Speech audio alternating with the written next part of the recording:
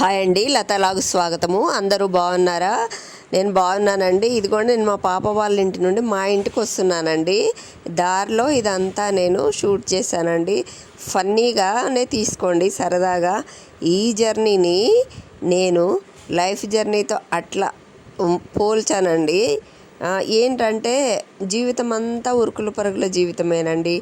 ఎప్పుడూ కూడా మన గురించి కంటే కూడా మన గురించి, మన కుటుంబం గురించే ఎక్కువగా ఆలోచిస్తుంటామండి.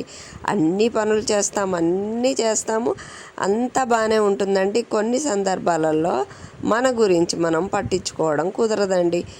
తినడానికి కూడా టైం ఉండదు అనుకోండి కొన్ని సందర్భాలలోనైతే. కానీ ఏమండి, మన గురించి కూడా మనం పట్టించుకోవాలండి. చూసారండి ఈ హైదరాబాద్లో ఎలాంటి ట్రాఫిక్ జామో?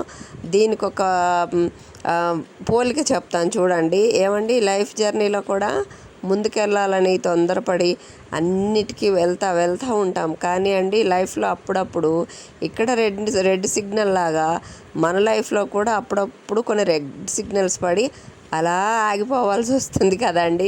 సేమ్ అలానే వీళ్ళు ఆగిపోయారండి. వీళ్ళకి ముందుకు పరిగెత్తాలని ఉంది.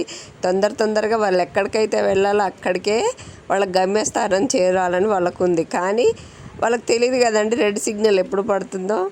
మళ్ళీ ఆ రెడ్ సిగ్నల్ క్లియర్ అయిన తర్వాతే వాళ్ళు ముందుకు వెళ్ళాలండి. అలాగే మన జీవితంలో కూడా దేవుడు కొన్ని రెడ్ సిగ్నల్స్ అనుమతిస్తాడు. అదే కదండి జీవితం అంటే. మనం అనుకున్నట్టు సాగితే జీవితం ఏముందండి? దేవుడు అనుకున్నట్టు. చూసారా, ఆ రెడ్ సిగ్నల్పై గ్రీన్ సిగ్నల్ రాగానే మళ్ళీ అలా ముందుకు కొనసాగుతుంది. జీవితంలో కష్ట సుఖాలు కూడా అంతేనండి. కష్టాలు వచ్చినప్పుడు బాధపడు, వెనక్కి తగ్గకూడదు. కష్టాలు పోయిన తర్వాత నాకేంటి, నేనేంటిలే అని చెప్పేసి అని అనుకోకూడదు. లేదా మన ఇష్టానుసారంగానే అంతా జరగాలంటే అలా జరగదండి. దేవుడి చిత్తం ఒకటి ఉంటుందండి. కానీ ఏమండి, అన్నీ ఒడిదుడుకులన్నీ తట్టుకొని ముందుకెళ్తేనే జీవితం అండి.